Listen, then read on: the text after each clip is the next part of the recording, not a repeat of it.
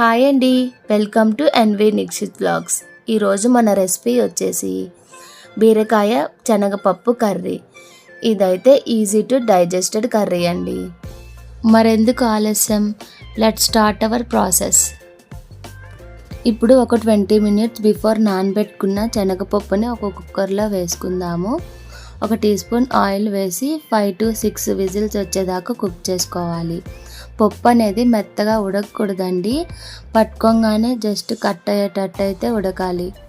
ఇప్పుడు అదే కుక్కర్లోనే ముందుగా కట్ చేసి పెట్టుకున్న బీరకాయ, కొంచెం సాల్ట్, కొంచెం వాటర్ వేసి 3-4 విజిల్స్ వచ్చేదాకా కుక్ చేసుకుందాము.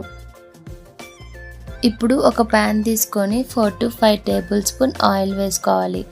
ఆయిల్ అనేది హీట్ అయ్యాక బిర్యానీ స్పైసెస్, కొంచెం ఆవాలు, కట్ చేసి పెట్టుకున్న ఆనియన్స్, పచ్చిమిర్చి వేసి ఒక 2-3 minutes ఫ్రై చేసుకోవాలి. ముందుగా కట్ చేసి పెట్టుకున్న 2 టొమాటోస్ వేసుకోవాలి. కరివేపాకు, జింజర్ గార్లిక్ వేసుకొని లిడ్ పెట్టుకొని 2-3 minutes ఫ్రై చేసుకోవాలి. చూడండి, ఆయిల్ అనేది సపరేట్ అయిపోయింది కదా.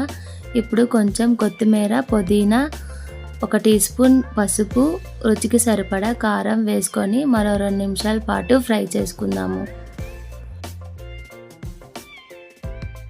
ఇప్పుడు మనము ముందుగా కుక్ చేసి పెట్టుకున్న పప్పు, బీరకాయని వేసుకొని లిడ్ పెట్టుకొని ఒక 10 నిమిషాల పాటు కుక్ చేసుకుందాము.